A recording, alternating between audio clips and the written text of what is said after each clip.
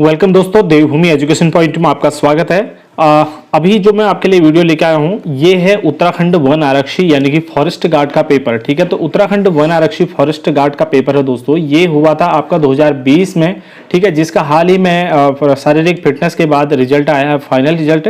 और उसके बाद अभी इसकी इंपॉर्टेंस को देखते हुए आपको पता ही है अभी फॉरेस्ट गार्ड के दोबारा से फॉर्म भरे जा रहे हैं और बहुत आपने भी भरे होंगे, तो इसकी प्रिपरेशन जो है अगर फॉर्म भरे तो बहुत जरूरी है। आप एक बार देख लीजिए कि कैसे क्वेश्चन आए थे पिछली बार के पेपर में और किस तरीके से हम इसको सॉल्व कर सकते हैं। और मैं एक चीज बताऊंगा, जो हम ये यहाँ पर डिस्कस करेंगे, तो आज मैं पार्ट फर्स्ट डिस्कस करूंगा, इसमें हिंदी के जितने क्वेश्चन होंगे उनको डिस्कस करेंगे। लेकिन मैं आपको पहले ही बता दूं वीडियो थोड़ा लंबा हो सकता है, मैं प्रत्येक ऑप्शन पे डिस्कस करूंगा और जैसे जितना भी उस क्वेश्चन से चीजें बन सकते हैं उसको हम डिस्कस करने की यहाँ पर कोशिश करेंगे। तो मेरे साथ इस वीडियो में लास्ट तक बने रहना। अगर आपको वीडियो अच्छा लगता है तो प्लीज वीडियो को लाइक जरूर कर देना दोस्तों। ठीक है, तो तुरंत लाइक करने या फ्री होता है यार, लाइक करने में बिल्कुल भी कंजूसी मत करना।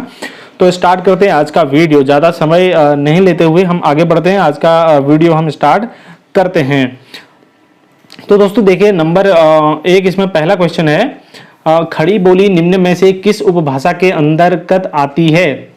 ठीक है, तो खड़ी बोली किस उपभाषा के अंतर्गत आती है। जैसे कि आपने देखा यहाँ पर बहुत सारी उपभाषाएं होती है, तो नंबर एक यहाँ पर ए ऑप्शन में राजस्थानी, बिहारी, पूर्वी हिंदी और पश्चिमी हिंदी। दोस्तों थोड़ा सा इसको डिटेल में पहले समझ लो। ठीक है, जैसे नंबर एक राजस्थानी भाषा दी है। ठीक है, कुछ भाषाएं होती हैं, जैसे उपभाषा हम यहाँ पर इस तरीके से लिखते हैं, उपभाषा। ठीक है, यहाँ पर मैं उपभाषा लिखता हूँ। ठीक है, यहाँ पर मैं लिखूंगा इसकी बोलियां। उपभाषा के बाद यहाँ हम लिखेंगे इसकी बोलियां और यहाँ लिखेंगे मुख्य क्षेत्र। ठीक है, यानी कि किस क्षेत्र में ये भाषा बोली जाती है। ठीक है, अब हमने तीन चीजें यहाँ पर हम जानेंगे। ठीक है, एक उपभाषा, दूसरा उसकी बोलियां और तीसरा उसका क्षेत्र।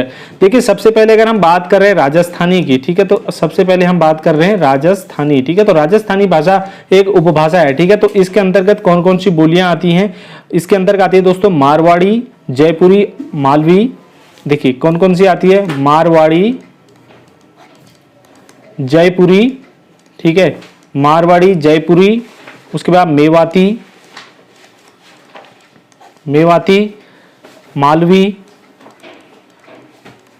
मालवी और ढूंढाती। ठीक है, ये कुछ भाषाएं आती हैं, बोलियां आती हैं। ठीक है, तो राजस्थानी के अंतर्गत इतनी बोलियां आती हैं। ठीक है, हो सकता है इस बार खड़ी बोली पूछा है, नेक्स्ट टाइम आपको मारवाड़ी पूछ दे, मेवाती पूछ दे, ढाढाती पूछ दे। ठीक है, ढाढाती पूछ देगा, ये इतनी होती है। इसका जो मुख्य क्षेत्र होता है दोस्तों वो राजस्थान का वाला एरिया है। ठीक है, राजस्थान इस भाषा का, यानी कि राजस्थानी भाषा का जो मुख्य क्षेत्र कहाँ है, राजस्थान इसका मुख्य क्षेत्र है।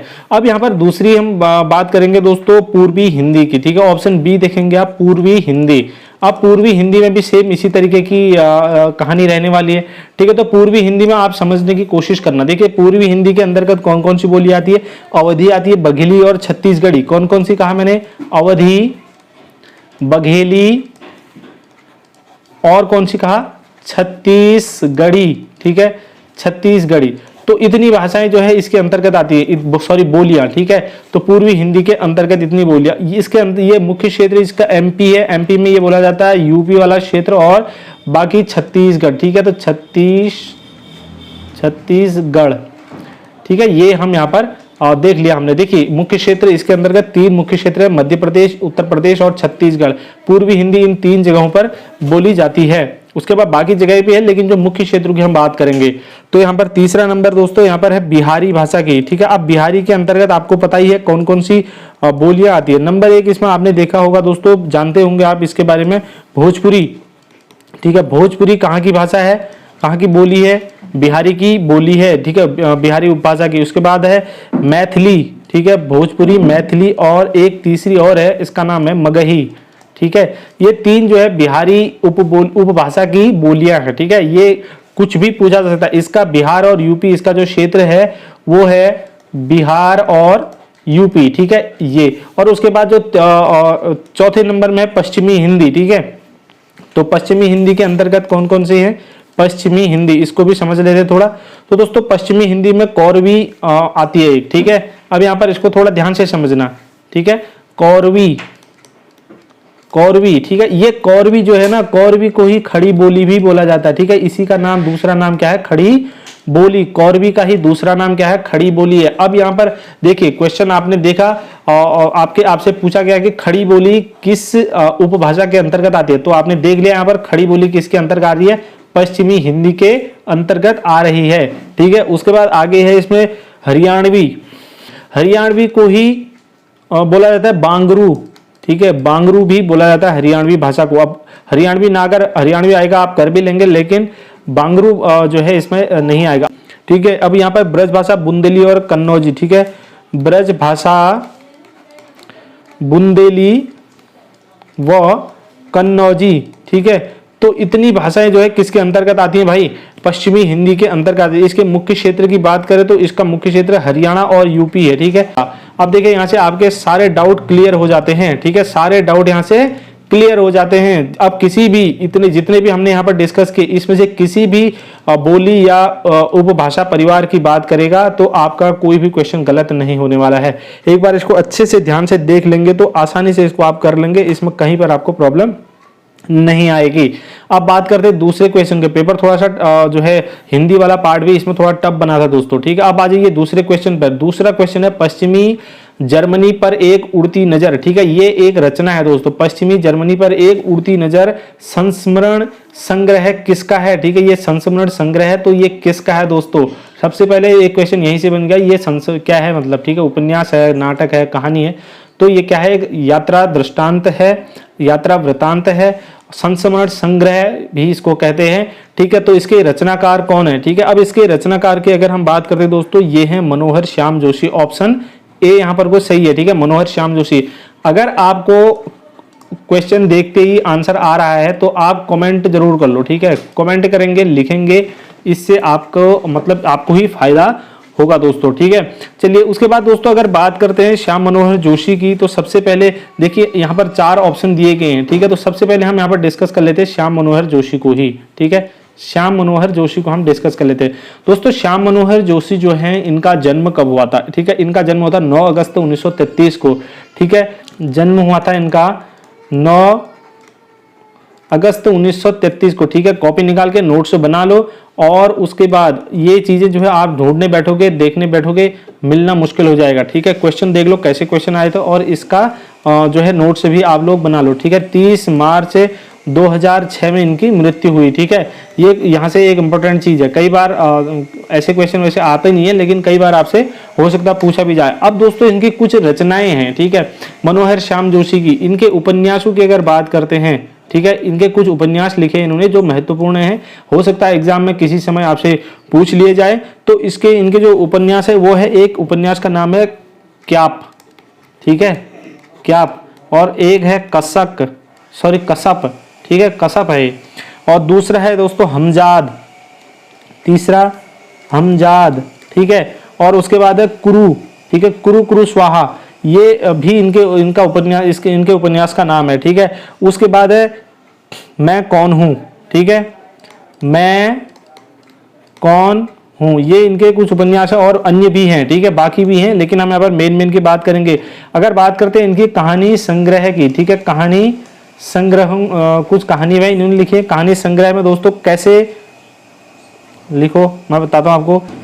10 प्रतिनिधि कहानियां। ठीक है, 10 प्रतिनिधि कहानियां इनकी जो है कहानी संग्रह का नाम है। कैसे किस्सागो। ठीक है, कैसे किस्सागो, ये इनकी कहानी संग्रह जो थोड़ा इंपॉर्टेंट है। ठीक है, उसके बाद इन्होंने पटकथाएं भी लिखी हैं। ठीक है, और शायद मुझे अच्छे से ध्यान नहीं है, लेकिन इनकी लिखी गई पटकथाओं पर एक आध फिल्म वगैरह भी कुछ बनी हुई है। उसके बाद दोस्तों इनकी पटकथाओं की बात करें तो इसके अंतर्गत आता है बुनियाद। ठीक है, बुनियाद। अब देखिए कई बार एग्जाम में पूछा जा सकता है। ठीक है ना, हम लोग ये भी इनका ही इनकी पटकथा इन्होंने लिखी है। उसके बाद आसमान। ठीक है, उसके बाद है गाथा, कक्का जी कहीन। ठीक है, ये भी इनका ही उपन्यास है। उसके बाद दोस्तों इन्होंने भ्रष्टाचार एक भ्रष्टाचार नाम से भी लिखा है। ठीक है, ये कुछ इनके श्याम मनोहर जोशी की कहानी संग्रह है, पटकथा और उपन्यासों को हमने यहाँ पर डिस्कस किया। ठीक है, उसके बाद अब हम बात करते हैं दोस्तों बनारसी दास चतुर्वेदी की। ठीक है, ऑप्शन बी आप यहाँ पर देख पा रहे होंगे, बनारसी, ये देखिए बनारसी दास चतुर्वेदी। ठीक है, बनारसी दास चतुर्वेदी के बारे में हम यहाँ पर डिस्कस करते हैं। ठीक है, तो बनारसी दास चतुर्वेदी दोस्तों 24 दिसंबर को इनका जन्म हुआ था। ठीक है, 24 दिसंबर, शॉर्ट में लिखूंगा मैं, आप पूरा लिख लो। 24 दिसंबर 1892 को इनका जन्म हुआ और 2 मई 1985 को ये मर गए। ठीक है, इनकी मृत्यु हो गई। ठीक है, ये चीज यहाँ से देख लो थोड़ा। इनकी प्रमुख रचनाएं, ठीक है, प्रमुख रचनाएं, ज्यादा हम डिटेल में ना देखते हुए हम देख लेते हैं प्रमुख रचनाएं। ठीक है, तो प्रमुख रचनाएं कौन कौन सी हैं इनके दोस्तों? इसमें राष्ट्रभाषा नंबर 1, पहला नाम जो आता है वो है राष्ट्रभाषा। ठीक है, राष्ट्रभाषा इनकी रचना है। उसके बाद फिजी, दूसरा है फिजी द्वीप में, फिजी द्वीप में मेरे 21 वर्ष, फिजी द्वीप में मेरे 21 वर्ष भी इनकी रचना है। उसके बाद इनकी रचना है हमारे आराध्य। देखिए बनारसी दास चतुर्वेदी, इनके नाम है बनारस है, तो हमारे आराध्य, आराध्य जो है इस तरीके से याद कर लेना। ठीक है, बनारस और आराध्य को आपस में जो है कनेक्ट कर लेना। उसके बाद सेतुबंध, इनका क्या है? सेतुबंध, बनारस में सेतु भी है। ठीक है, तो सेतुबंध। उसके बाद है संस्मरण, संस्मरण। और अगला रचना है इनका रेखा चित्र। ठीक है, ये इनकी रचनाएं रेखा चित्र। अब दोस्तों इनको कुछ पुरस्कार भी मिले थे, तो पुरस्कारों की बात कर लेते हैं, कौन कौन से पुरस्कार इनको दिए गए हैं या इन्होंने कौन कौन से पुरस्कार प्राप्त किए हैं। तो इसमें इन्होंने साहित्य अकादमी पुरस्कार, साहित्य अकादमी पुरस्कार, उसके बाद इन्होंने पाया है पद्म पुरस्कार, सॉरी पद्म भूषण है। ठीक है, पद्म अलग अलग होते, तो पद्म भूषण इनको 1973 में मिला था। ठीक है, तो ये जो है यहाँ से बनारसी दास चतुर्वेदी जी के बारे में कुछ इंपॉर्टेंट चीजें हैं। ठीक है, इनको नोट कर लो आप, फटाफट से इनको नोट कर लो। और जितने भी यहाँ पर से मैं इंपॉर्टेंट फैक्ट आपको बताऊंगा वो सभी आपको ध्यान में रखने हैं। ठीक है, कहीं ना कहीं पर उनकी जरूरत होगी। उसके बाद तीसरा ऑप्शन था दोस्तों इला चंद्र जोशी। ठीक है, इसको भी देख लो, क्योंकि एग्जाम में क्या पता कहाँ से पूछ ले। हमको एक क्वेश्चन पर ध्यान नहीं देना, हमको उसके संपूर्ण पहलुओं पर ध्यान देना। सी ऑप्शन में था इला चंद्र जोशी। ठीक है, तीसरी ऑप्शन में क्या था? इला चंद्र जोशी था। दोस्तों इला चंद्र जोशी का जन्म 13 दिसंबर 1903 में हुआ था। ठीक है, कब हुआ था? 13 दिसंबर 1903 में इनका जन्म हुआ था। कहां पर हुआ था? अल्मोड़ा में। ठीक है, इला चंद्र जोशी का जन्म अल्मोड़ा में हुआ था 13 दिसंबर 1903 में, लेकिन 1982 में इनकी मृत्यु हो गई। ठीक है, 1982 में इनकी मृत्यु हो गई। देखिए यहाँ से इंपॉर्टेंट चीजें मैं आपको बता रहा हूँ। ठीक है, इंपॉर्टेंट चीजें यहाँ पर मैं आपसे डिस्कस कर रहा हूँ। अब अगर हम बात कर रहे हैं इनकी रचनाओं की दोस्तों, इन्होंने कई विधाओं में रचनाएं लिखी। कहानी इन्होंने लिखे, इन्होंने उपन्यास भी लिखे हैं। ठीक है, कहानी लिखे इन्होंने, उपन्यास लिखे हैं, और इन्होंने जो है और भी छोट मोट शॉर्ट स्टोरी या फिर कह सकते हैं ऐसी चीजें भी लिखे हैं। लेकिन हम मेन चीजों की बात करें दोस्तों, कहानी के अंतर्गत जो इंपॉर्टेंट इनकी कहानी संग्रह में आती है वह नंबर 1 है धूप रेखा। ठीक है, धूप रेखा इलाचंद जोशी ने लिखी है। उसके बाद इन्होंने लिखी थी आहुति। ठीक है, आहुति जो है एक आध बार एग्जाम में पहले पूछा गया है, आहुति। ठीक है, ये इंपॉर्टेंट है, इनको आप देख लेना। ठीक है, उपन्यासों की अगर बात करें तो इसमें इनका उपन्यास जो इंपॉर्टेंट है और पूछे जाते हैं, ये सन्यासी। ठीक है, सन्यासी उपन्यास है इनका इलाचंद जोशी का। उसके बाद मुक्ति पथ। ठीक है, मुक्ति पथ, सॉरी पथ, मुक्ति पथ है इनका। और पर्दे की रानी। ठीक है, पर्दे की रानी, ये भी इन्हीं का उपन्यास है। देख लिए, उपन्यास और कहानी संग्रह हमने यहाँ पर देख लिया। दोस्तों एक चीज इंपॉर्टेंट है, यहाँ से इसको यहाँ लिख देता हूं मैं। ठीक है, ये इंपॉर्टेंट चीज है। इनको जो है हिंदी में मनोवैज्ञानिक उपन्यास के आरंभकर्ता के रूप में जाना जाता है। हिंदी में किस रूप में जाना जाता है? हिंदी में मनोवैज्ञानिक, देखिए मैं शॉर्ट में लिख रहा हूं, आप पूरा लिख लेना। ठीक है, मनोवैज्ञानिक उपन्यासों की आरंभकर्ता के रूप में जाना जाता है। ठीक है, तो इनको हिंदी में मनोवैज्ञानिक उपन्यासों के आरंभकर्ता के रूप में भी जाना जाता है। ये इंपॉर्टेंट है। ठीक है, उसके बाद यहाँ पर डी ऑप्शन जो था हमारा वो था विष्णु प्रभाकर, ठीक है, क्या था, विष्णु प्रभाकर। तो अब यहाँ पर विष्णु प्रभाकर दोस्तों थोड़ा नॉइज आपको वीडियो में पीछे से लगता है, थोड़ा अगल बगल में कंस्ट्रक्शन का काम चला हुआ है तो इसकी वजह से नॉइज आएगा, तो थोड़ा सा मेंटेन कर लेना यार आप लोग, ठीक है, एडजस्ट कर लेना। चलिए अपन आगे बात करते हैं विष्णु प्रभाकर की। तो 21 जून 1912 को इनका जन्म हुआ था दोस्तों, और 19 अप्रैल 2009 को इनकी मृत्यु हुई, ठीक है, इसको देख लेना थोड़ा सा। उसके बाद दोस्तों इन्होंने भी कई विधाओं में रचना की है, इनमें जैसे उपन्यास इन्होंने लिखे हैं, इन्होंने नाटक भी लिखे हैं दोस्तों, ठीक है, नाटक इन्होंने लिखे। उसके बाद इनका कहानी संग्रह भी है, ठीक है, और इन्होंने आत्मकथा भी लिखी है, ठीक है, आत्मकथा। तो इतनी चीजें इन्होंने लिखी। अब हम यहाँ से देखेंगे इंपॉर्टेंट चीजों को, ठीक है। तो उपन्यासों के नाम देखें तो इनका उपन्यास है दोस्तों ढलती रात, ठीक है, ढलती रात इनका एक उपन्यास है। दूसरा इनका उपन्यास है स्वप्नमयी, ठीक है। अर्धनारीश्वर, भाई अर्धनारीश्वर भी इन्हीं का उपन्यास है, ठीक है, अर्धनारीश्वर, तो अर्धनारीश्वर भी इन्हीं का उपन्यास है। देखिए क्वेश्चन कई बार पूछ लेगा कि अर्धनारीश्वर क्या है, मतलब नाटक है, कहानी है, या फिर ये इसके रचयिता कौन है, ठीक है। उसके बाद क्षमादान भी इन्हीं का है। और उसके बाद है होरी, ठीक है, होरी एक कैरेक्टर था दोस्तों, किसके, प्रेमचंद का के एक कहानी थी, उसमें होरी एक कैरेक्टर था, ठीक है। दो मित्र, लेकिन ये होरी इनका एक उपन्यास है, पूरा उपन्यास, ठीक है। दो मित्र ये इनके कुछ उपन्यासों के नाम है, ठीक है, दो मित्र भी इनकी का उपन्यास है। उसके बाद बात करते हैं इनके नाटकों के, तो नाटकों में इन्होंने नवप्रभात इनका एक नाटक है दोस्तों, ठीक है, नवप्रभात। उसके बाद अगला नाटक है इनका अशोक, ठीक है, अशोक। और तीसरा है प्रकाश और परछाइयाँ, ठीक है, प्रकाश और परछाइयाँ भी इनकी रचनाएं हैं, ठीक है। चलिए उसके बाद आगे देख लेते हैं अगला इसमें कहानी संग्रह में इनका संघर्ष के बाद एक कहानी है, इंपॉर्टेंट है, संघर्ष के बाद, ठीक है, संघर्ष के बाद है। और मेरा वतन, ठीक है, इनकी कहानियां हैं, कहानी संग्रह है। आत्मकथा दोस्तों इनकी पंखहीन, इनकी आत्मकथा का नाम क्या है, पंखहीन है।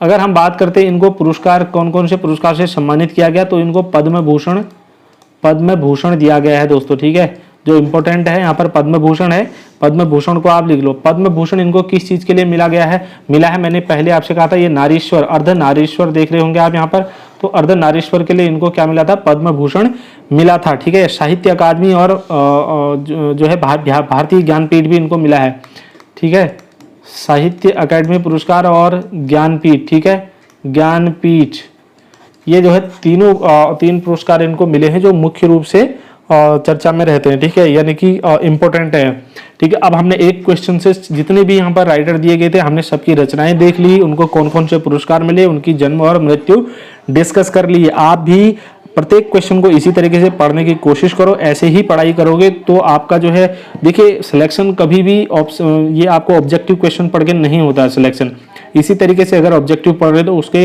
प्रत्येक पहलू को जानने की कोशिश करेंगे, तभी जाके आप इसमें सक्सेसफुल हो पाएंगे। उसके बाद अगला क्वेश्चन दोस्तों, क्वेश्चन नंबर 3 देखते हैं। अगला क्वेश्चन देखिए, क्वेश्चन नंबर 3 है, निम्नलिखित में से कमल का पर्यायवाची नहीं है। देखिए कमल का पर्यायवाची नहीं है, क्वेश्चन को ध्यान देना। हम कई बार क्या कर देते हैं, कमल का पर्यायवाची देखा हमने, सीधे जो है अपने ऑप्शन पे क्लिक करना शुरू कर देते हैं, इससे हमारे क्वेश्चन गलत हो जाते हैं, दिक्कत जो है फिर आती है। देखिए कमल के पर्यायवाची दोस्तों यहाँ पर ऑप्शन ए है, सरोज कमल का पर्यायवाची है, नीरज भी कमल का पर्यायवाची है, और जलज भी कमल का पर्यायवाची है, ठीक है। तो पर्यायवाची शब्द जो है मैंने आपको पढ़ाए थे, लेकिन पर्यायवाची शब्द मैंने अभी एक अलग से वीडियो बनेगा, उनकी ट्रिक बता दूंगा मैं आपको। बाकी अम्बुद हम यहाँ पर डिस्कस कर लेते हैं। देखिए अंबर आपने सुना होगा दोस्तों, ठीक है, एक शब्द होता है अंबर। अंबर मतलब क्या होता है, आसमान या आकाश, ठीक है, अंबर मतलब आकाश या आसमान होता है। देखिए इसी से कहीं ना कहीं ये इसी से बना हुआ है, ठीक है, अम्बुद। तो अम्बुत होता है दोस्तों मेघ, अंबर, अम्बुत का मतलब क्या होता है, इसका मतलब होता है मेघ, ठीक है, मेघ, मेघ मतलब बादल, ठीक है, मेघ, इनको जलद भी बोलते हैं, ठीक है। इसके पर्यायवाची शब्द बता रहा हूं अम्बुत के, बाकी तीन तो आपको पता है कमल के हैं, जलद, वारिद, वारिद, ठीक है, ये आप याद कर लेना वारिद। उसके बाद धराधर, धराधर, और उसके बाद जलधर, जलधर, ठीक है, और उसके बाद घन, ठीक है, और पयोधर। देखो इतनी चीजें, इतने इसके पर्यायवाची शब्द हैं, और भी बहुत सारे हो सकते हैं, लेकिन यहाँ पर देखो आप, मैंने इतने बता दिए, इंपॉर्टेंट हैं, इनको याद कर लेना, ठीक है। ये चीजें याद ही करनी पड़ती है, कोई इतनी जबरदस्त ट्रिक इनकी नहीं होती है। एक बार फिर कहूंगा दोस्तों, अगर आपको लगता है हम मेहनत करते हैं अपने वीडियो के लिए, तो प्लीज वीडियो को लाइक जरूर कर देना। बार बार कहूंगा, इरिटेशन होती है, तो इससे पहले प्लीज आप जो है खुद ही लाइक कर लो यार, ये फ्री होता है, इसमें कोई आपको खर्चा नहीं आता है, ठीक है। तो लाइक वीडियो को कर लो, अगर चाहें आपको लगता है तो शेयर भी कर सकते हैं, चैनल को सब्सक्राइब आप कर ही लेंगे, क्योंकि आपको ऐसी ही वीडियोज आगे भी भविष्य में चाहिए होती हैं, ठीक है। चलिए अगला है चौथा क्वेश्चन, देखिए आप यहाँ पर काव्य रचना कुकुरमुत्ता के रचनाकार हैं। देखिए कई बार क्वेश्चन आया हुआ है, देखिए कुकुरमुत्ता जो है इंपॉर्टेंट रचना है। देखिए काव्य रचना जो है कुकुरमुत्ता जो है किसकी रचना है। पहली बात तो यह है कि ये काव्य है, ठीक है, कुकुरमुत्ता क्या है, एक काव्य है दोस्तों। इसका जो सही जवाब हो जाता है, इसका सही जवाब हो जाता है सूर्यकांत त्रिपाठी निराला, ठीक है। कुकुरमुत्ता के रचनाकार हैं सूर्यकांत त्रिपाठी निराला। दोस्तों यहाँ पर प्रत्येक सूर्यकांत त्रिपाठी निराला की अन्य रचनाएं और इनके बारे में भी मैं बताऊंगा, और बाकी जितने भी यहाँ पर ऑप्शन दिए गए इन सभी के बारे में लास्ट वाले स्लाइड में बताऊंगा, ठीक है। क्योंकि ये भी लंबा हो जा रहा है, अभी मैंने राइटर को डिस्कस किया, तो थोड़ा मैं इसको अभी बाद में डिस्कस कर लूंगा, ठीक है। अभी हम अगला क्वेश्चन देख लेते हैं अभी, ठीक है। ये पांचवा क्वेश्चन यहाँ पर दिया है, पांचवा क्वेश्चन है निम्नलिखित में से शुद्ध वाक्य है, ठीक है। तो यहाँ पर वर्तनी की दृष्टि से हमको पहचानना होते हैं वाक्य, और बाकी व्याकरण की दृष्टि से वाक्यों को पहचाना। वर्तनी में शब्दों को जानना होता है, और इसमें भी कोई वर्तनी में खराब दिए होते हैं, किसी भी तरीके से वो वाक्य अशुद्ध हो सकता है, ठीक है। तो मैं अनेकों विद्वानों से मिला हूं, ठीक है, तो मैं अनेकों विद्वानों से मिला हूं। अब ये कि यहाँ पर शुद्ध को पहचानना है, सबसे पहले क्वेश्चन को देख लेंगे हम, ठीक है। हमको शुद्ध ढूंढना है, अशुद्ध ढूंढना है, तो अनेकों विद्वानों से नहीं हो सकता, ठीक है। मैं अनेक विद्वानों से मिला हूं, ऐसा होगा तो ये शुद्ध नहीं है, ये कैसा है, अशुद्ध है। मैं अनेक विद्वानों से मिला हूं, ये शुद्ध है, ठीक है। मैं बहुत सारे विद्वानों से मिला हूं, मैं कई विद्वान जनों से मिला हूं, ये भी गलत है। अब देखिए डाउट होगा आपको, तो इसमें होगा मैं अनेक विद्वानों से मिला हूं या मैं बहुत सारे विद्वानों से मिला हूं। तो बहुत सारे क्या होता है, मैं बहुत विद्वानों से मिला हूं भी हो सकता है, ठीक है। तो यहाँ पर तीनों जो है गलत हो जाते हैं, ऑप्शन बी यहाँ पर को सही हो जाता है, ठीक है। मैं अनेक विद्वानों से मिला हूं, ठीक है, ये सही हो जाएगा। उसके बाद अगला क्वेश्चन देखते, क्वेश्चन नंबर 6, आपका बंटी किस विधा की रचना है। देखिए विधा का मतलब कहानी है, उपन्यास है, जीवनी है या आत्मकथा है। दोस्तों जो आपका बंटी है ना, ये है उपन्यास, ठीक है, क्या है, ये एक उपन्यास है। अब इसके जो रचनाकार हैं, ठीक है, आपका बंटी जो रचना की है वो मन्नू भंडारी की है, ठीक है, किसकी है, मन्नू भंडारी, ठीक है। तो मन्नू भंडारी की रचना है ये, मन्नू भंडारी का उपन्यास है। तो दोस्तों आपका बंटी में जो है ये दिखाया गया है कि एक मतलब एक हिसाब से इसमें दिखाया गया कि जो विवाह विच्छेदन हो जाता है, विवाह टूट जाता है, ठीक है, तो उस विवाह के विच्छेदन की त्रासदी में पीस रहे एक बच्चे को इसमें जो है सेंटर में रख करके इस पूरी उपन्यास को लिखा गया है, ठीक है। विवाह जब टूटता है तो उसके दर्द, उसकी त्रासदी के बीच पीस रहे एक बच्चे को केंद्र बना करके, सेंटर में रख करके इस उपन्यास को लिखा गया था 1970। इस उपन्यास को कब आपका बंटी, इसको मैं यहाँ पर लिख देता हूँ डेट इसकी, 1971 में पब्लिश हुआ था, ठीक है, 1971 में। इसके बाद इनके अन्य उपन्यास भी हैं दोस्तों, ठीक है। अन्य उपन्यास है इनका 1 इंच मुस्कान, ठीक है, 1 इंच मुस्कान, ठीक है, इनका एक अन्य उपन्यास है 1 इंच मुस्कान, जिसको 1962 में जो पब्लिश हुआ था। और इसमें जो है इस उपन्यास को, जो 1 इंच मुस्कान उपन्यास है, इसको मन्नू भंडारी ने अपने पति के साथ मिलकर लिखा था दोस्तों, ठीक है, अपने पति के साथ मिलकर लिखा था। इसमें जो इन्होंने लिखा है वो पढ़े लिखे आधुनिक लोगों की एक दुखांत प्रेम कथा के बारे में लिखा है, ठीक है। कैसे लोगों की, जो मॉडर्न है, पढ़े लिखे जो है लोग हैं, उनकी प्रेम कथा का एक दुखांत प्रेम लव स्टोरी के बारे में इन्होंने लिखा है इसमें, ठीक है। इनका दूसरा उपन्यास है महाभोज, ठीक है। अगला उपन्यास इनका महाभोज है, 1979 में ये पब्लिश हुआ था। ठीक है, इसमें जो है इन्होंने महाभोज में दोस्तों नौकरशाही और राजनीति में व्याप्त भ्रष्टाचार के बीच आम आदमी की पीड़ा को दिखाया है, व्यक्त किया है। ठीक है, उसके बाद इनका एक अगला उपन्यास और है जिसका नाम है स्वामी। ठीक है, एक स्वामी इन्होंने उपन्यास लिखा है। और इनका अन्य उपन्यास है दोस्तों, ठीक है, 4-5 उपन्यास हमने यहाँ पर डिस्कस कर लिए हैं। ठीक है, इतने ही उपन्यास है इनके, और बाकी होंगे तो फिर वो गॉड उपन्यास उनके ज़्यादा फेमस नहीं रहे। ठीक है, तो अब यहाँ पर बात कर लेते हैं, कुछ इनकी कहानियाँ भी थी। ठीक है ना, कहानियाँ। ठीक है, हमने उपन्यास डिस्कस किए, अब देखते हैं इनकी कहानियाँ। कुछ कहानियाँ भी इन्होंने लिखी ही होंगी। तो कहानियों में दोस्तों एक इनका जो फेमस कहानी थी वो है एक प्लेट सैलाब। ठीक है, एक प्लेट सैलाब, एक प्लेट सैलाब इनकी कहानी थी जिसको 1962 में पब्लिश किया गया था। दूसरा है मैं हार गई। ठीक है, और इनका एक वो है मैं हार गई, 1957 में इसको पब्लिश किया था। उसके बाद दोस्तों तीन निगाहों की एक तस्वीर, तीन निगाहों की एक तस्वीर, तीन निगाहों की एक तस्वीर है। ठीक है, उसके बाद यही सच है, यही सच है जो है ये 1966 में पब्लिश हुई थी। ठीक है, और उसके बाद आंखों देखा झूठ और अकेली, एक इनका उपन्यास है अकेली। ठीक है, अकेली इनका एक कहानी है, कहानी संग्रह है। उसमें जो है एक मेन पात्र है जिसका नाम सोमा बुआ है। ठीक है, एक पात्र है, इसका नाम है सोमा बुआ। क्योंकि मैं इसलिए बता रहा हूँ, ऐसे क्वेश्चन आते हैं कि इसमें जो है सोमा बुआ नामक पात्र मन्नू भंडारी के किस कहानी में है, तो ये अकेली एक कहानी है उसमें है। ठीक है, ये मेन है। उसके बाद आंखों देखा झूठ और त्रिशंकु, ये भी इनकी कहानियां, इनको भी आप लिख सकते हैं। अगर हम बात करते हैं इन्होंने जो नाटक लिखे हैं, तो नाटकों की अगर हम बात करें तो नाटकों के अंतर्गत दोस्तों इसमें आता है बिना दीवारों का घर। इनका एक नाटक है बिना दीवारों का घर। ठीक है, बिना दीवारों का घर इनका जो है 1966 में पब्लिश हुआ था। ठीक है, ये भी आप लिख लो दोस्तों। इनको अगर हम पुरस्कारों की बात करें, कौन कौन से पुरस्कार इनको मिले हैं, तो इनको हिंदी अकादमी पुरस्कार मिला है, हिंदी अकादमी पुरस्कार मिला है। उसके बाद इनको व्यास सम्मान भी मिला है। ठीक है, व्यास सम्मान, इसको भी आप नोट करना। दिल्ली का शिखर सम्मान भी इनको मिला है। ठीक है, दिल्ली का शिखर सम्मान, इसको भी आप नोट कर लो। उसके बाद दोस्तों अगला क्वेश्चन देख लेते हैं। ये सारी चीज़ें हमने डिस्कस कर ली, इनकी कहानी हमने डिस्कस कर ली है, इनके उपन्यास के बारे में हमने पढ़ लिया, जीवनी हमने पढ़ ली है, और आत्मकथा भी, आत्मकथा इनकी जो है कोई इंपॉर्टेंट यहाँ पर नहीं है। जितनी चीज़ें हमने यहाँ से देख ली जो एग्जाम में पूछी जाती हैं। अगला क्वेश्चन यहाँ पर देखिए, बर्बाद हो जाने पर भी अहंकार बना रहना। एक यहाँ पर मुहावरा है, लोकोक्ति होती हैं। ठीक है, कहावतें होती हैं, वो आप अच्छे से जानते हैं। यहाँ पर एक दिया गया है कहावत, तो ये है कि बर्बाद हो जाने पर भी अहंकार बना रहना। ठीक है, तो जब आदमी बर्बाद हो गया, सब कुछ लूट गया, लेकिन उसके बाद भी उसके ऊपर अहंकार बना हुआ है, अकड़ बनी रहती है। ठीक है, तो हम आमतौर पर क्या यूज करते, रस्सी जल गई पर बल नहीं गया। ठीक है, रस्सी जल गई पर ऐठन नहीं गई। तो इसके लिए सही जवाब हो जाएगा ऑप्शन डी। उसके बाद आप यहाँ पर देख रहे होंगे, खिसियाई बिल्ली खंबा नोचे। ठीक है, ये भी हो सकता है इसके बारे में पूछा होता, तो आपको ये भी जानना जरूरी है। ठीक है, तो खिसियाई बिल्ली खंबा नोचे, इसका मतलब होता है कि मतलब अगर किसी काम, अगर खुद से चिढ़ गया, किसी काम को नहीं कर पाए, तो वो दूसरों पर उसका दोष दे देना या दूसरों पर उसके लिए गुस्सा करना, इसका वाक्य प्रयोग में आप इसको समझ सकते हैं इस तरीके से।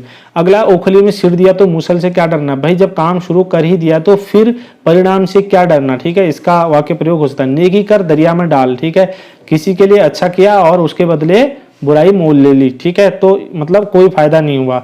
तो ये सारी, ये जो है इसके वाक्य प्रयोग हो सकते हैं। इस तरीके से आसान भाषा में आप इसको समझ सकते हैं। उसके बाद अगला देख लेते हैं 8 नंबर में, किस कवि को एक भारतीय आत्मा कहा जाता है। ठीक है, किस कवि को, ये पूरा है, ठीक है ना, किस कवि को एक भारतीय आत्मा कहा जाता है, एक भारतीय आत्मा कहा जाता है किस कवि को। ठीक है, तो दोस्तों यहाँ पर माखनलाल चतुर्वेदी जो है इसका सही जवाब है। ठीक है, माखनलाल चतुर्वेदी, ऑप्शन बी यहाँ पर को आपको देखने को मिलेगा। अब यहाँ पर अगर हम डिस्कस कर लेते हैं माखनलाल चतुर्वेदी की, तो दोस्तों ये माखनलाल चतुर्वेदी जी जो हैं एक छायावादी कवि हैं। ठीक है, छायावादी रचनाकार हैं ये। ठीक है, कैसे हैं, छायावादी रचनाकार हैं। 4 अप्रैल को इनका जन्म, 4 अप्रैल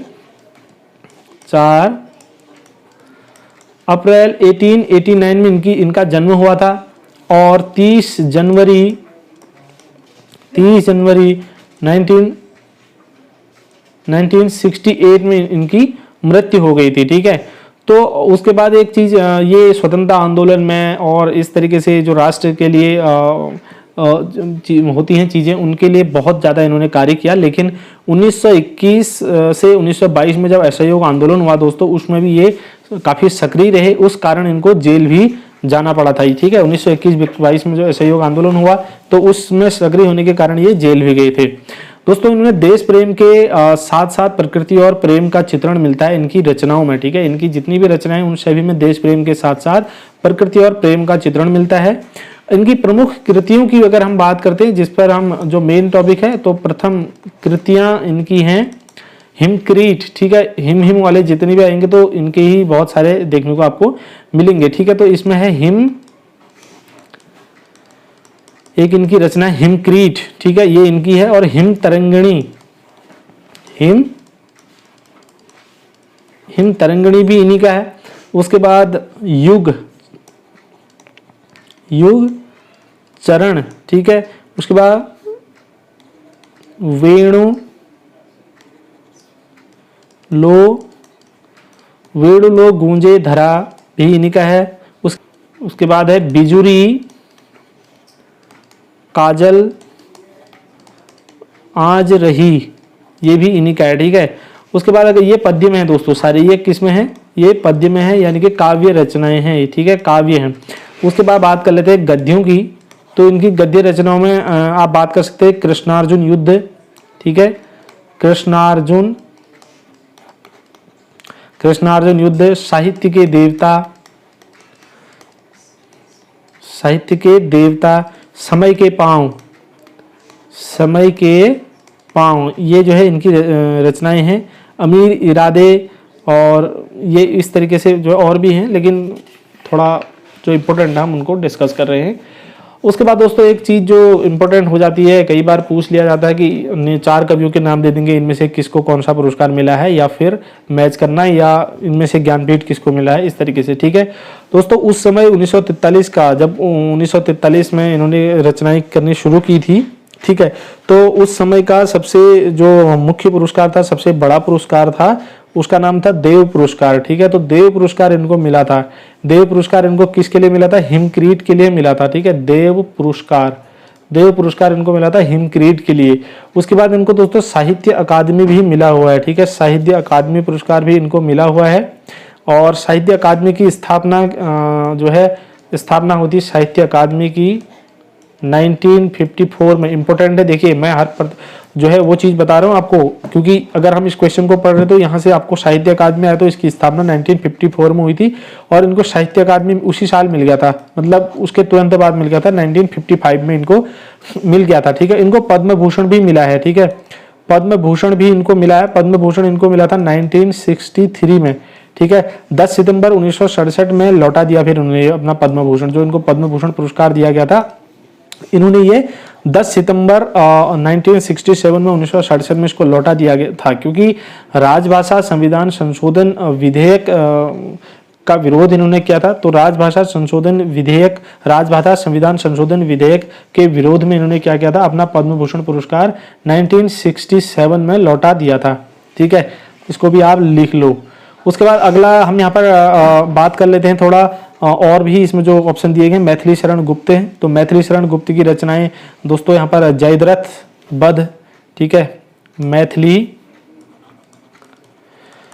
इस क्वेश्चन में जो साहित्य वाला था ना वो बहुत ज़्यादा आया था। ठीक है, मैथिली शरण गुप्त। ठीक है, तो मैथिली शरण गुप्त की प्रमुख रचनाएं की अगर बात करें तो जयद्रथ वध। ठीक है, जयद्रथ वध ये इनका है। और भारत भारती, ये तो इंपॉर्टेंट है भाई। ठीक है, भारत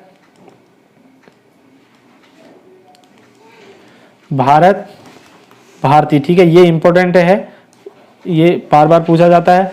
पंचवटी भी इनका ही है। ठीक है, पंचवटी 1925 में पब्लिश हुआ था, और भारत भारती शायद 1912 में पब्लिश हुआ था। ठीक है, उसके बाद इनका है द्वापर, यशोधरा। यशोधरा भी जो है क्वेश्चन में बहुत बार पूछा जाता है। ठीक है, यशोधरा।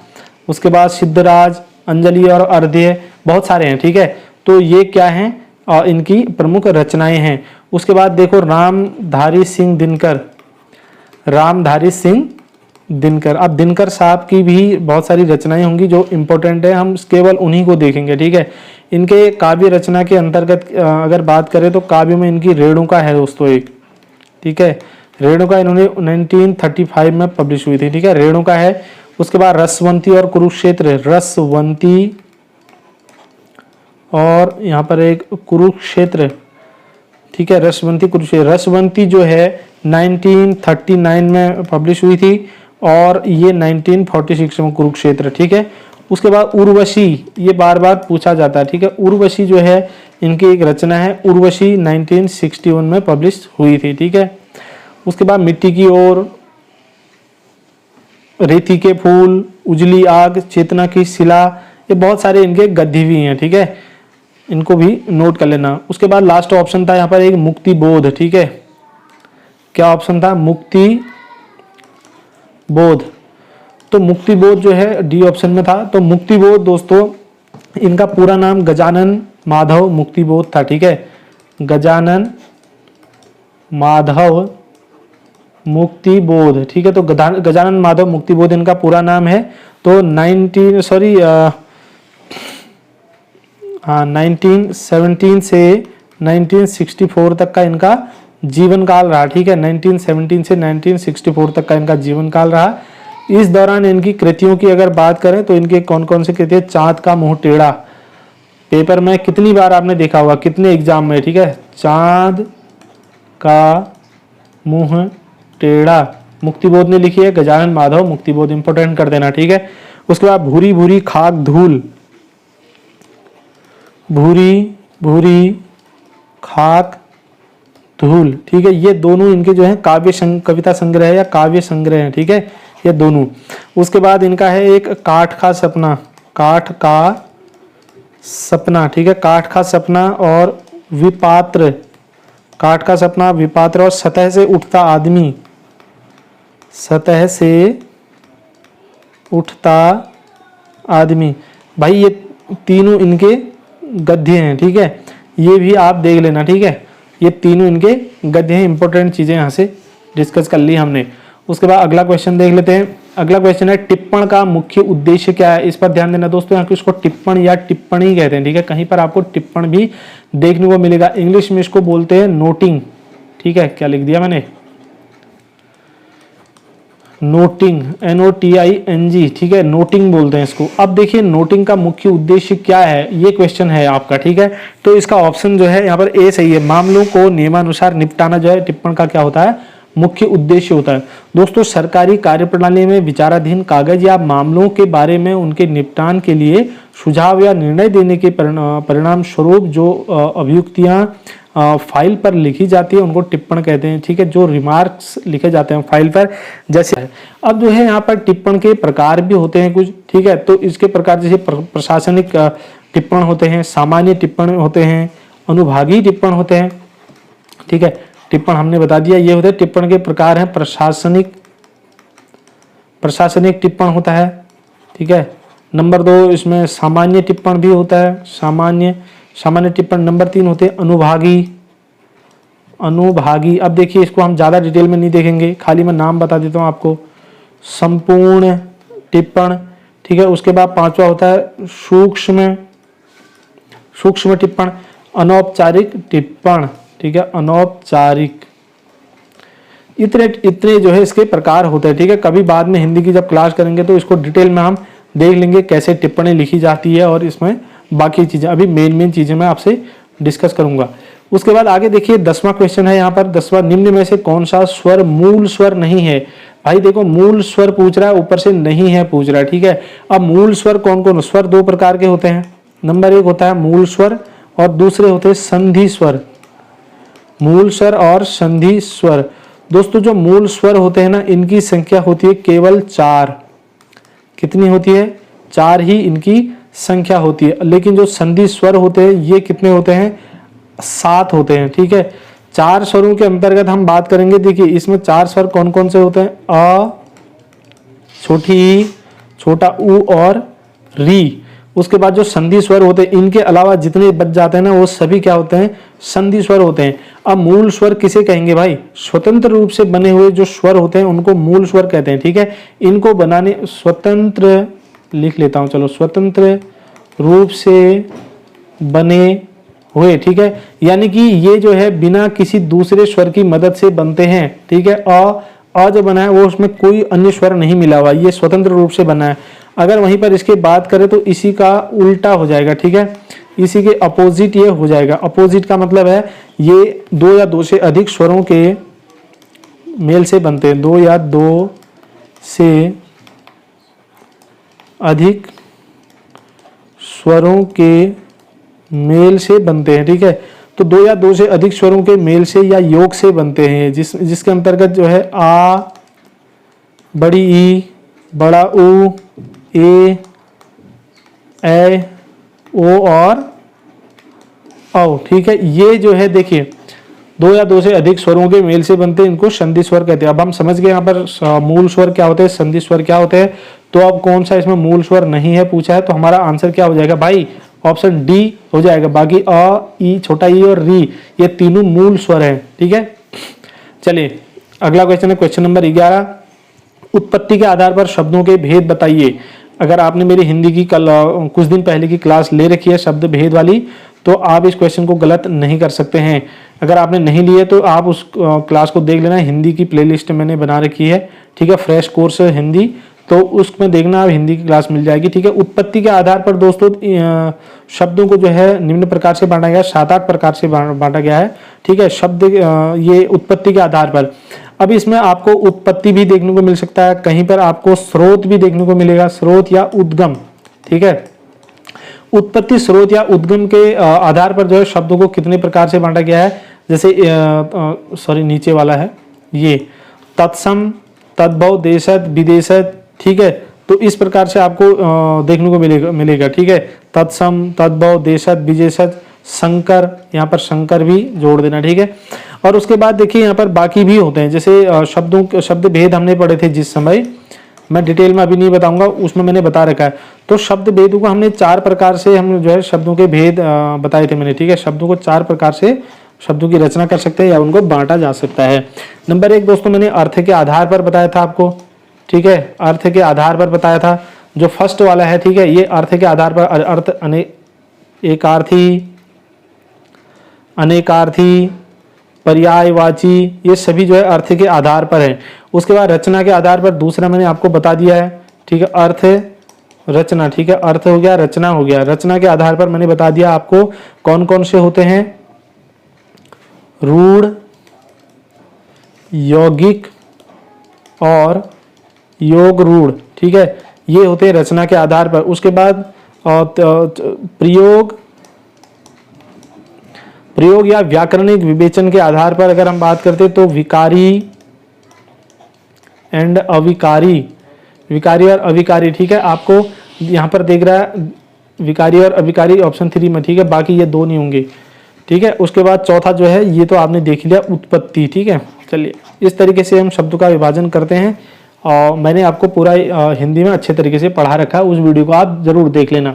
उसका निम्नलिखित में से एकार्थी शब्द, एकार्थी का मतलब क्या होगा भाई, जिसका केवल एक ही अर्थ होता है, केवल एक ही अर्थ हो, उसको हम क्या कहते हैं, एकार्थी कहते हैं। अब देखिए यहाँ पर फर्स्ट ऑप्शन है कर, ठीक है।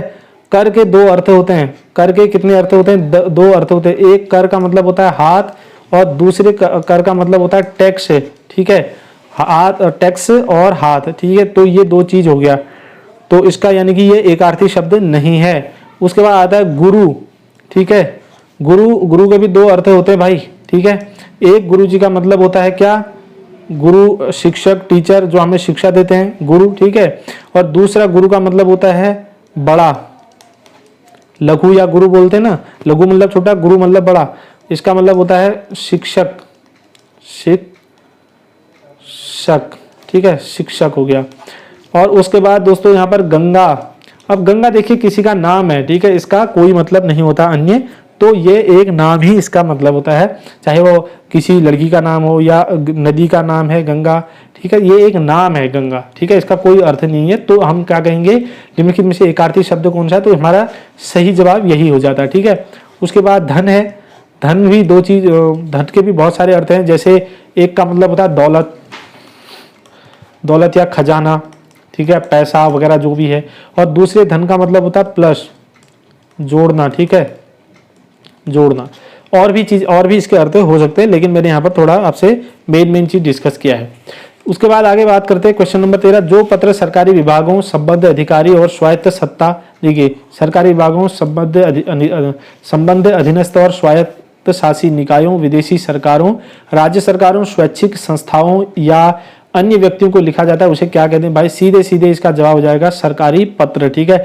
जब आप पत्र लेखन पढ़ेंगे, ठीक है, पत्र लेखन जब आप पढ़ेंगे तो पत्र लेखन के अंदर का आपको कई चीज देखने को मिलेंगी। पत्र लेखन क्या होता है, अपने विचारों, अपने भावनाओं को एक कागज पर लिख करके अन्य व्यक्ति के सामने प्रस्तुत करना, प्रकट करना, ठीक है, ये इस प्रक्रिया को क्या कहते हैं, पत्र लेखन कहते हैं। सरल सी बात है। उसके बाद पत्र लेखन के प्रकारों की बात करें दोस्तों, ये दो प्रकार के होते हैं, एक तो होते हैं औपचारिक, ठीक है, एक औपचारिक होते हैं, दूसरे होते हैं अनौपचारिक, ठीक है, अनौपचारिक। मैं आपको बाकी बताऊंगा इसको डिटेल में, ठीक है। एक होते हैं फॉर्मल, दूसरे होते हैं इनफॉर्मल। दोस्तों जो औपचारिक पत्र होते हैं इसके अंतर्गत भी बहुत सारे पत्र आते हैं, जैसे प्रार्थना पत्र लिखना है आपको, ठीक है, जैसे आपको प्रार्थना पत्र लिखना है, या कार्यालयी पत्र लिखना है, ठीक है, कार्यालयी पत्र लिखना है, या व्यावसायिक पत्र लिखना है, व्यावसायिक पत्र लिखना है, ठीक है। ये सारी चीजें जो है किसके अंदर आती है, औपचारिक पत्र। प्रार्थना पत्र आपको किसी अवकाश के लिए लिखना है, या किसी कोई सुधार करने के लिए लिखना है, शिकायत लिखना है, आवेदन के लिए लिखना है, ठीक है। और कार्यालयी पत्र आपको सरकारी अधिकारी को लिखना है या किसी सरकारी विभाग को लिखना है, ठीक है। और व्यावसायिक पत्र में आप किसी दुकानदार को भी लिख सकते हैं, प्रकाशक को, व्यापारी को, या किसी कंपनी को व्यवसाय हेतु, ठीक है, ये सारे।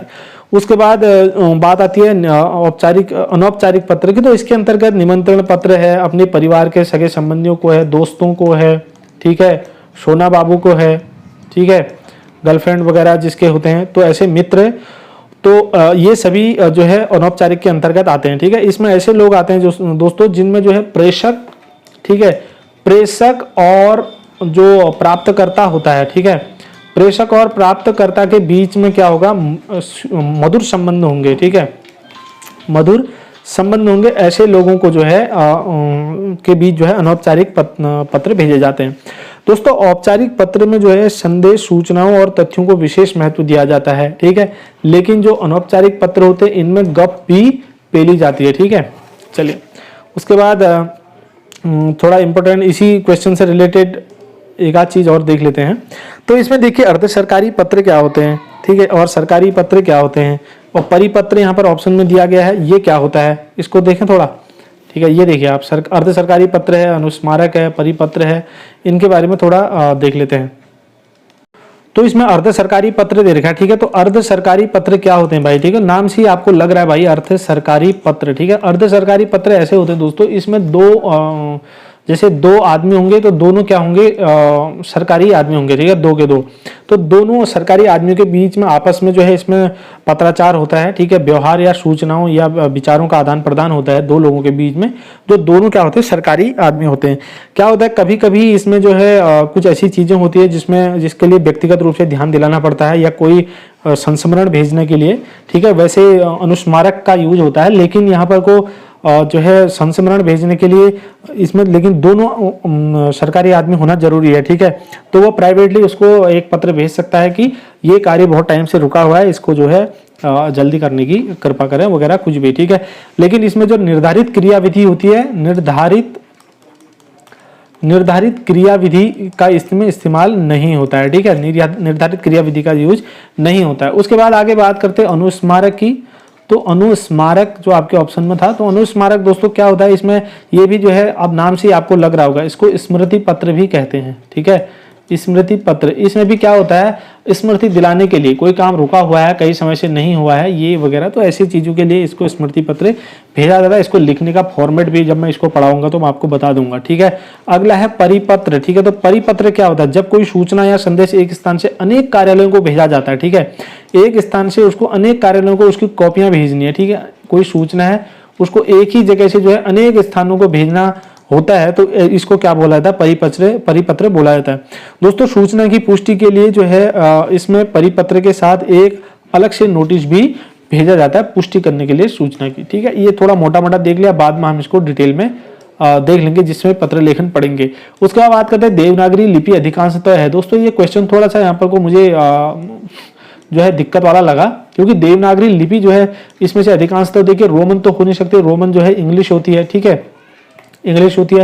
ये शून्यात्मक जो है इसमें होगा नहीं, अति शिरो रेखात्मक है नहीं, ठीक है। जो देवनागरी लिपि है वो शिरो रेखात्मक है, ठीक है। क्या है, शिरो रेखात्मक, ये इसकी विशेषता है, इसको ध्यान रखना भाई।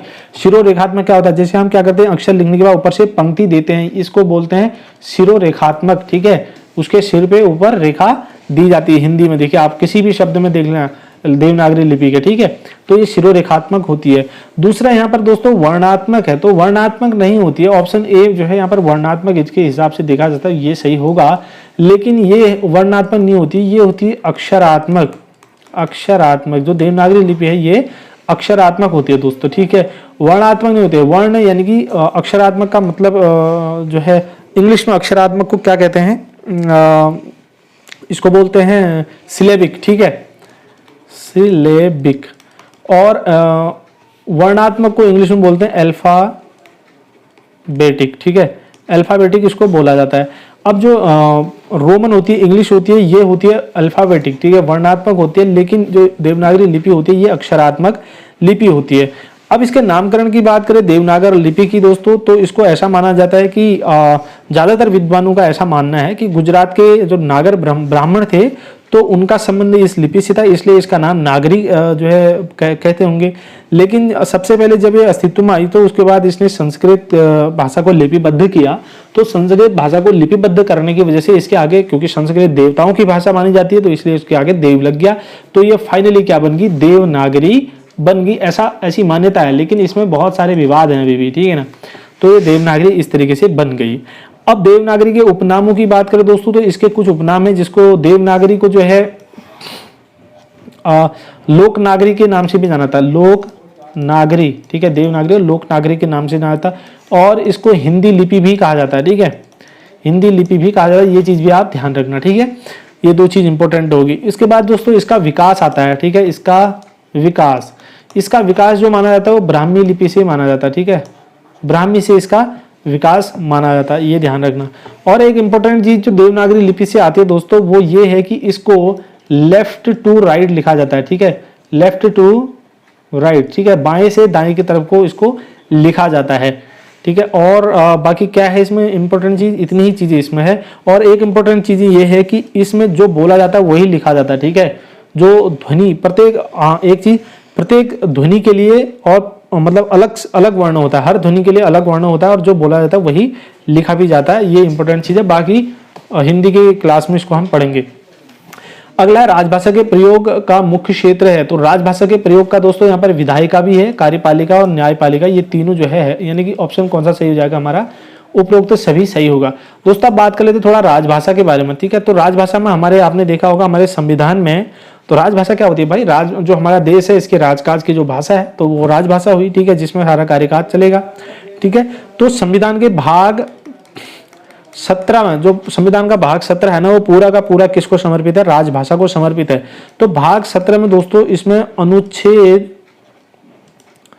343 से लेकर के 351 तक, ठीक है, अनुच्छेद 343 से लेकर अनुच्छेद 351 तक जो है पूरा किसका है, राजभाषा का जिक्र इसमें किया गया है। उसकी बहुत सारी चीजें, जैसे अध्याय 1 है तो चैप्टर 1 में, चैप्टर 1 है, चैप्टर 1 में संघ की भाषा के बारे में बताया गया है, संघ की ये भाषा होगी, ऐसे होगी, ठीक है, संघ की भाषा के बारे में बताया गया है। इसके अंतर्गत 2 अनुच्छेद हैं, 343 और 44, ठीक है, 343 44। चैप्टर 2 की बात करें तो चैप्टर 2 में प्रादेशिक भाषाओं के बारे में है, प्रादेशिक भाषाओं के बारे में है, ठीक है। इसमें जो है 345 और से 345 से 47 तक, ठीक है, 345 से 47 तक। अब चैप्टर 3 की बात करते हैं। चैप्टर 3 में उच्चतम न्यायालय यानी कि high court and supreme court, ठीक है, की भाषा, ठीक है, इसकी भाषा के बारे में बताया गया। सुप्रीम कोर्ट और हाई कोर्ट की भाषा के बारे में बताया गया। 348, 349, ठीक है, 348 से 349 इसमें क्या है। और उसके बाद चैप्टर 4 की बात करें तो चैप्टर 4 में जो है इसके बारे में विशेष निर्देश दिए हैं, ठीक है। विशेष निर्देश कौन से चैप्टर में दिए हैं, तो ये दिए हैं चौथे में, जो 350 से लेकर के 351 तक हैं। 350 में आपको 350 क और 350 ख भी देखने को मिल जाएगा, ठीक है, क ख। तो ये चीजें हैं राजभाषा से संबंधित, आपने इतनी चीजें जान ली है, ठीक है। भाग 17 में है राजभाषा का जो उल्लेख है, पूरा भाग 17 जो है राजभाषा को समर्पित है। इसमें आपको 343 अनुच्छेद से 351 अनुच्छेद तक का पूरा उल्लेख मिलेगा। इसमें चार चैप्टर हैं, 4 अध्याय हैं। 4 अध्याय के अंतर्गत विभिन्न अनुच्छेद और इनके बारे में, अनुच्छेदों के अंतर्गत विभिन्न इन चीजों के बारे में बताया गया है। ये होगी कुछ चीजें। और उसके बाद क्वेश्चन नंबर 16 देखो आप, समाचार लेखन की सबसे प्रचलित प्रभावी लोकप्रिय शैली कौन सी है। दोस्तों समाचार वस्तुनिष्ठ शैली में जो है सबसे लोकप्रिय प्रभावी नहीं माना जाता। वर्णनात्मक शैली में ये कहानी वहानी जो भी होती है, ये सारी चीजें जो है वर्णनात्मक शैली में उल्टा पिरामिड शैली है, ठीक है। तो उल्टा पिरामिड शैली यहाँ पर सही है दोस्तों। उल्टा पिरामिड शैली जो है एक ये है, पिरामिड जो होते हैं इस तरीके के त्रिभुज जैसे होते हैं, ठीक है। तो यहाँ पर कह रहा है उल्टा पिरामिड, ठीक है। उल्टा पिरामिड ये है, इसके 3 भाग होते हैं इस शैली में। जो सबसे ऊपर वाला भाग होता है इसको इंट्रो बोल सकते हैं आप, ठीक है, इंट्रो, या इसको मुखड़ा बोला जाता है, ठीक है, इंट्रो या मुखड़ा होता है। दूसरा इसकी बॉडी होती है, ठीक है, न्यूज की, किसी भी न्यूज की। और लास्ट में होता है क्लाइमैक्स यानी कि समापन, ठीक है, क्लाइमैक्स। 3 ये उल्टा पिरामिड है। तो जो भी इंफॉर्मेशन होती है, न्यूज होती है, तो वो उस न्यूज के अंतर्गत दोस्तों समाचार जब कोई बंदा लिखता है तो उसके अंतर्गत 6 चीजें बताने का प्रयास किया जाता है, ठीक है। 6 चीजें बताने का प्रयास किया जाता है, 6 क्वेश्चन के सवाल देने का, जवाब देने का प्रयास किया जाता है। नंबर 1 जैसे सबसे पहले होता है क्या हुआ, ठीक है, क्या हुआ, ठीक है। नंबर 2 होता है किसके साथ हुआ, किसके साथ हुआ। नंबर 3 होता है कहाँ हुआ। और चौथा सवाल जो उत्तर दिया जाता है वो कब हुआ। और 5वां होता है क्यों हुआ। भाई इतनी चीजें अब क्यों हुआ, फिर ये जो हुआ। तो 6ठा हुआ कैसे, ठीक है। ये इसके कुछ इनको बोला जाता है ककार, क्या बोला जाता है, ककार। ये 6 ककार होते हैं किसी भी न्यूज को बनाने के, किसी भी पत्रकारिता में जो है पत्रकारिता करने के लिए, समाचार बनाने के लिए इन 6 ककारों का जवाब दिया जाता है। इन्हीं के बेस पे जो है पूरी न्यूज लिखी जाती है। अब यहाँ पर समझने वाली बात यह है, जो ये फर्स्ट के 4 ककार हैं, ठीक है, ये फर्स्ट के जो 4 ककार हैं ये सभी जो है किसके अंतर्गत आ जाते हैं, इंट्रो के अंतर्गत आ जाते हैं। क्या हुआ, किसके साथ हुआ, कहाँ हुआ और कब हुआ, ठीक है। ये जो है इंट्रो के अंदर, इंटर जो होता है ये फर्स्ट पैराग्राफ होता है, ठीक है, फर्स्ट पैराग्राफ। तो इस फर्स्ट पैराग्राफ में सारी मुख्य बातें आ जाती हैं और मुखड़ा आ जाता है, इंट्रो आ जाता है। सबसे जो मेन चीज हुए, क्या हुआ, किसके साथ हुआ, कहाँ हुआ और कब हुआ, ये सभी इसके। बाकी के जो 2 बच जाते हैं, क्यों और कैसे, ठीक है, ये किसके अंतर्गत आते हैं, ये समापन और बॉडी में आते हैं, ठीक है। उसका क्लाइमैक्स करना है या उसकी बॉडी लिखनी है तो उसमें आते हैं। तो सबसे जो मेन होता है, मुख्य होता है, बड़ा होता है, वो मुखड़ा होता है। उसके बाद उसकी बॉडी बताई जाती है, लास्ट में सम्मान बताया जाता है, ठीक है। इसमें कम आता है, ठीक है, इसमें कम सवालों के जवाब दिए जाते हैं। यानी कि बड़ा कौन है, मुख्य कौन है, ये सबसे पहला वाला। इसको उल्टा पिरामिड इसलिए, ये जो उल्टा पिरामिड शैली है दोस्तों, वैसे तो ये 19वीं शताब्दी में इसको इंट्रोड्यूस कर दिया गया था, लेकिन इसको अगर डेवलपमेंट की बात करें, इसके विकास की अगर बात करें, तो अमेरिका का जब गृह युद्ध चला था, ठीक है, अमेरिका का गृह युद्ध, तो अमेरिका के गृह युद्ध के समय जो है इसका डेवलपमेंट हुआ, ठीक है। अब अमेरिका का गृह युद्ध कब हुआ, इसको कमेंट करो जल्दी से, ठीक है। यहाँ से एक पॉइंट ये भी बन गया। तो अमेरिका का गृह युद्ध जब हुआ था उस टाइम पे इसको डेवलप किया गया था, ठीक है। अब यहाँ पर आपने देख लिया लोकप्रिय शैली ये है और क्या क्या चीजें हैं, उल्टा पिरामिड क्या है ये भी आपने समझ लिया है। अब संभव है यहाँ से कोई क्वेश्चन आएगा तो आप इसको गलत नहीं करेंगे। उसके बाद निम्नलिखित वाक्यों में से संयुक्त वाक्य कौन सा है दोस्तों, ठीक है। अब वाक्यों की बात करते हैं, ठीक है। 2 या 2 से अधिक शब्दों के योग से मेल से बनने वाले रचना को हम क्या कहते हैं, वाक्य कहते हैं। भाई देखिए, अगर वाक्यों के भेदों की अगर बात करें, ठीक है, तो वाक्यों को हम इनिशियली 2 प्रकार से बांटते हैं, ठीक है। दो प्रकार से इसको बांटा जाता है। एक तो बांटा जाता है अर्थ के आधार पर, ठीक है, और दूसरा बांटा जाता है रचना के आधार पर। अर्थ के आधार पर और रचना के आधार पर। दोस्तों अर्थ के आधार पर तो ठीक है, इसमें विधानवाचक, निषेधवाचक, आज्ञावाचक, प्रश्नवाचक, इच्छावाचक, संदेहवाचक, विस्मयवाचक और संकेतवाचक शब्द आते हैं, ठीक है, वाक्य आते हैं, जिसमें जैसे आज्ञावाचक है, आज्ञा देने का कार्य किया जा रहा होगा उस वाक्य के द्वारा से, ठीक है, इसको हम डिटेल में पढ़ेंगे, लेकिन अभी क्वेश्चन से रिलेटेड चीज हम समझ लेते हैं थोड़ा। तो रचना के आधार पर इसको तीन प्रकार से बांटते हैं। नंबर एक होते हैं सरल वाक्य, सरल वाक्य, सिंपल सेंटेंसेस जिसको बोला जाता है। दूसरे होते हैं दोस्तों संयुक्त वाक्य, संयुक्त वाक्य, और तीसरे होते हैं मिश्रित वाक्य, ठीक है, कौन से, मिश्रित वाक्य, ठीक है, या इसको मिश्रित वाक्य या मिश्र वाक्य भी कह सकते हैं, यानी कि ये कंपाउंड और ये कॉम्प्लेक्स। अब देखिए सरल वाक्य जो होते हैं ना, इसमें दो चीज होती हैं, एक तो इसमें विधेय होता है, ठीक है, एक इसमें विधेय होता है और दूसरा इसमें उद्देश्य होता है, ठीक है, उद्देश्य, उद्देश्य, एक ही विधेय होता है और एक ही उद्देश्य होता है। अब इसमें दूसरे वाले में क्या होता है, जैसे इसमें हमने बोल दिया कि केवल एक ही उद्देश्य और एक ही विधेय होता है। इसमें जैसे बोला हमने राम खाता है, हमने बोल दिया राम खाता है, भाई राम देखो एक ही सब्जेक्ट है, ठीक है, बाकी विधेय बच गया इसमें। और दूसरा जो है संयुक्त वाक्य होता है। संयुक्त वाक्य में क्या होता है, इसमें दो सरल वाक्य, सरल वाक्य प्लस सरल वाक्य। अब देखो दो सरल वाक्य जो है किसी योजक चिन्ह से जुड़कर, मतलब योजक शब्दों से जुड़कर जुड़े रहते हैं, ठीक है, इसमें दो किसी जैसे और किंतु ऐसे चीजों से, मतलब कुछ योजक शब्द जो होते हैं उनसे जुड़े रहते हैं दो सरल वाक्य। जो मिश्रित वाला होता है भाई, इसमें क्या होता है ना, इसमें एक तो प्रमुख या प्रधान उपवाक्य कह सकते हैं, और एंड दूसरा होता है आश्रित, यानी कि ये है कि अगर ये जो सेंटेंस होता है इसमें एक प्रधान उपवाक्य होता है जिसमें, और दूसरा जो है उसी पर आश्रित दूसरा उपवाक्य होता है। अब देखिए सरल में हमने इसका एग्जांपल बताया, और संयुक्त वाक्य का एग्जांपल देखेंगे, हम कहेंगे कि प्रिय बोलो पर असत्य नहीं, ठीक है, प्रिय बोलो पर असत्य नहीं, ये संयुक्त है। इसको ये देखिए प्रिय बोलना है, प्रिय बोलो ये भी सरल वाक्य, असत्य नहीं भी सरल वाक्य है, लेकिन प्रिय बोलना है, लेकिन गलत नहीं बोलना है, ये पर के द्वारा आपस में जुड़े हुए हैं। उसी तरीके से मिश्रित वाक्य को देखेंगे, मैं जानता हूं कि तुम्हारे अक्षर अच्छे नहीं बनते। जो मेन है, प्रमुख क्या है, ठीक है, प्रमुख चीज क्या है कि उसके अक्षर अच्छे नहीं बनते, और उसी पर आश्रित क्या चीज है वो भी जानता है इस चीज को, ठीक है ना।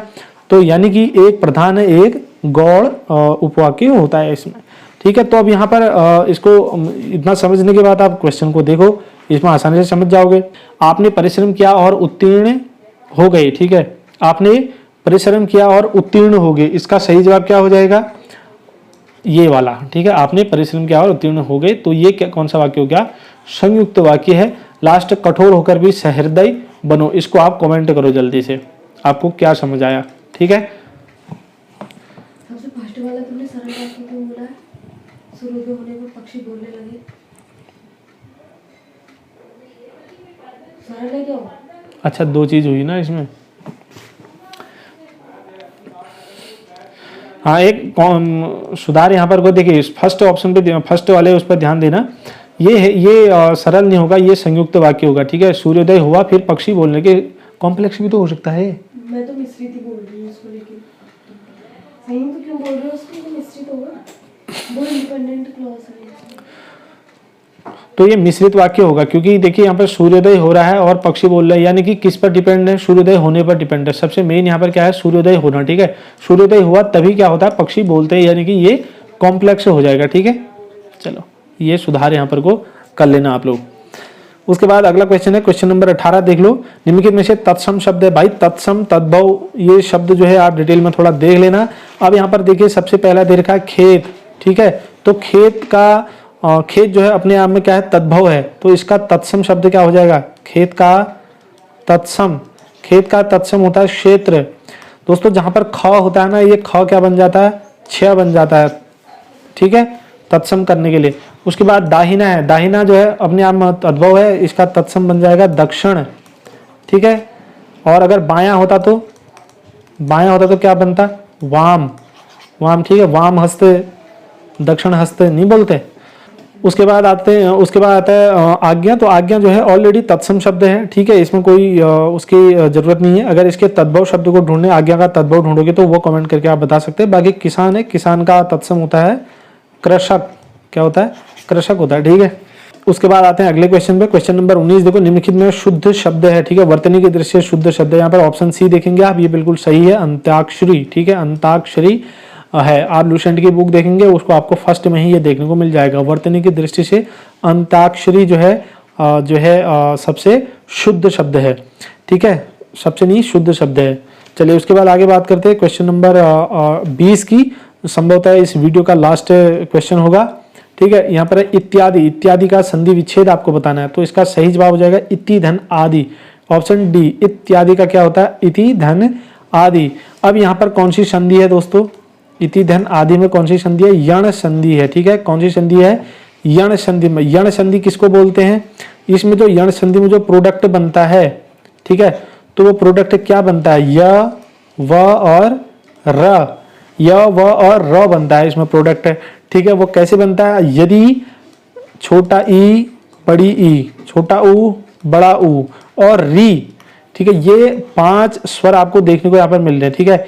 इन स्वरों के बाद अगर कोई भी अन्य स्वर आता है, ठीक है, इनके बाद अगर कोई भी अन्य स्वर आता है, कोई भी अन्य स्वर आए, इनके बाद अगर कोई भी अन्य स्वर आता है तो ये क्या प्रोडक्ट बनाते हैं? य, व और र बनाते हैं। अगर जहां पर ये बनते हैं, इस तरीके की संधि जहां पर होती है, तो वो क्या हो जाता है? ऑटोमेटिक यण संधि वहां पर हो जाती है। य, यण और य प्रोडक्ट बनता है। इस तरीके से इसको याद करना, ठीक है। जैसे हमने बोल दिया अत्याधिक, अत्याधिक हमने क्या बोला? अत्याधिक बोला, तो इसका संधि विच्छेद करेंगे, क्या हो जाएगा? अति धन अधिक हो जाएगा। अति धन अधिक हुआ, अति, इसमें इससे क्या निकला? ई, छोटा ई, और ये से अ निकला, ठीक है। ई धन अ मिलकर क्या बन गया? अतिया, य बन गया ना, ये देखिए य बना है यहाँ पर, तो य बन गया। हमने कहा था य जहां पर बनेगा वो क्या हो जाएगा? यण संधि हो जाएगा, ठीक है। तो ई, ये इस ई के बाद क्या आया है? अन्य स्वर अ आया है, ठीक है। इनमें से कुछ नहीं आया, ये नीचे अ आया है, तो ये बन गया यण संधि। उसी के बाद आपको मैं एक होमवर्क देता हूं, अन्वय, ठीक है। अन्वय का संधि विच्छेद करना है आपने, अन्वय का संधि विच्छेद आपने करना है और इसकी संधि भी बतानी है, और क्या कैसे, मतलब पूरा जैसे मैंने यहाँ पर बताया वैसे ही आपको भी ये करके देना है। तो दोस्तों ये 20 क्वेश्चन थे जो फॉरेस्ट गार्ड के पेपर में आए हुए थे। आप देख सकते हैं कि कैसे क्वेश्चन थे, साहित्य से कितने ज़्यादा क्वेश्चन थे इसमें। अगर आपको लगा है कि वीडियो आपके लिए अच्छा था और हमने डिटेल में चर्चा की, आपको इससे फ़ायदा मिल सकता है, तो प्लीज़ वीडियो को लाइक कर लेना, शेयर कर लेना, चैनल को सब्सक्राइब कर लेना। मिलते हैं अगले वीडियो में, तब तक के लिए ढेर सारी शुभकामनाएं। धन्यवाद।